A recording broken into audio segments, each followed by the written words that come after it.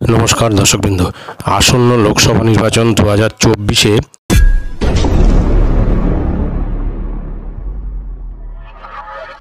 যে সমস্ত ভোটকর্মীরা ভোটের কাজে অংশগ্রহণ করবেন, প্রিসাইডিং অফিসার থেকে শুরু করে first polling, second polling, third polling, তাদেরকে কি সেম পার্লামেন্টারি কনস্টিটিউয়েন্সিতে ডিউটি দেবে, এরকমটাই কিন্তু একটা আভাস পাওয়া যাচ্ছে।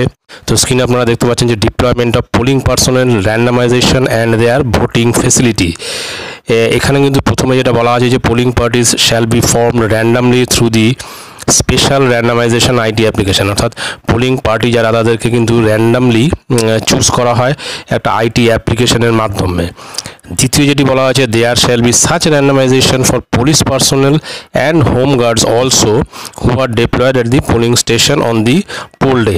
পরিষ্কার বোঝা গেল যে পোলিং পার্সোনেল এবং হোম গার্ডস তাদেরও কিন্তু এরকম র্যান্ডামাইজেশন করে তাদের চুজ করা হয়।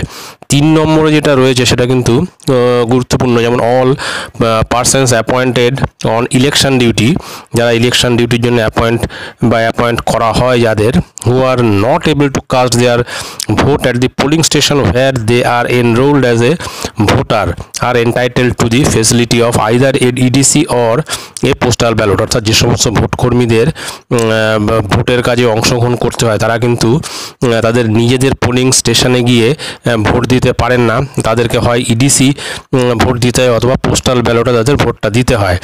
4 নম্বরে যে গুরুত্বপূর্ণ পয়েন্ট এখানে উল্লেখ করেছে যে ইন কেস, সেই সমস্ত কেসের ক্ষেত্রে they are put on election duty in the same constituency in which they are enrolled as a voter. অর্থাৎ এখানে পরিষ্কার বলা হচ্ছে যে সেই সমস্ত ক্ষেত্রে পোলিং পার্সোনেলদের কিন্তু সেম কনস্টিটিউয়েন্সিতেই কিন্তু তাদেরকে ইলেকশন ডিউটি দেওয়া হবে যেখানে যাদের নাম এনরোলড রয়েছে ভোটার হিসেবে।